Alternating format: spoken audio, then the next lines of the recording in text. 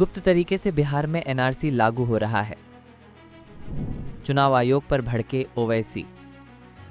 Voter list updation पर बवाल ने पकड़ा जोर। लोकसभा चुनाव में इलेक्शन कमीशन को विपक्ष के विरोध का कड़ा सामना करना पड़ा था। अब बिहार विधानसभा चुनाव से पहले चुनाव आयोग कटघरे में आ चुका है। मुद्दा है वोटर लिस्ट अपडेशन का। बिहार में वोटर लिस्ट अपडेशन को लेकर तेजस्वी यादव लगातार चुनाव आयोग पर बरस रहे हैं। अब एआईएमआईएम के मुखिया और सांसद असदुद्दीन ओवैसी ने भी चुनाव आयोग पर आंखें तरेरी हैं।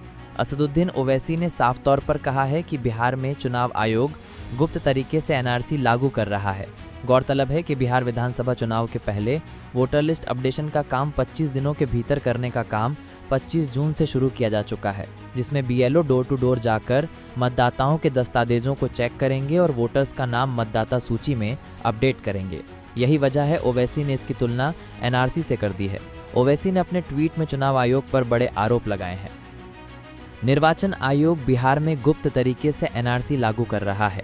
वोटर लिस्ट में नाम दर्ज करवाने के लिए अब हर नागरिक को दस्तावेजों के जरिए साबित करना होगा कि वो कब और कहां पैदा हुए थे, और साथ ही ये भी कि उनके माता पिता कब और कहां पैदा हुए थे। विश्वसनीय अनुमानों के अनुसार भी केवल 3/4 जन्म ही पंजीकृत होते हैं।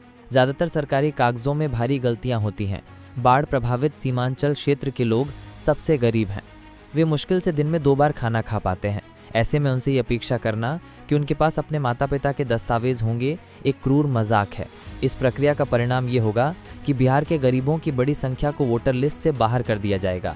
वोटर लिस्ट में अपना नाम भर्ती करना हर भारतीय का संवैधानिक अधिकार है।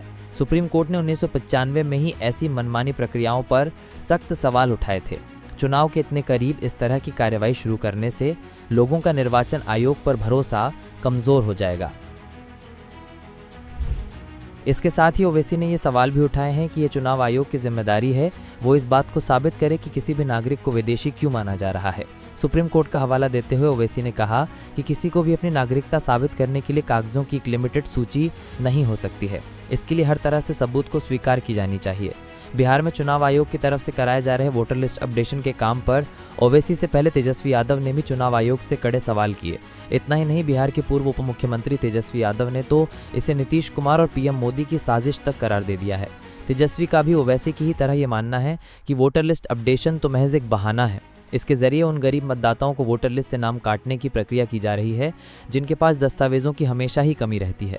साथ ही तेजस्वी ने यहाँ तक सवाल किए हैं कि महज 25 दिनों में चुनाव आयोग कैसे 8 करोड़ लोगों के घर घर जाकर वोटर लिस्ट अपडेशन का काम कर लेगी, जबकि इससे पहले 2003 में जब वोटर लिस्ट अपडेशन का काम हुआ था तब 2 साल का वक्त लग गया था।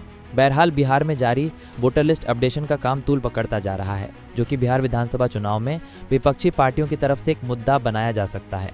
बिहार में वोटर लिस्ट अपडेशन होना चाहिए या नहीं, अपने विचार कमेंट बॉक्स में जरूर लिखें। इस खबर में बस इतना ही। बाकी अपडेट के लिए जुड़े रहें वन इंडिया हिंदी के साथ। Subscribe to One India and never miss an update.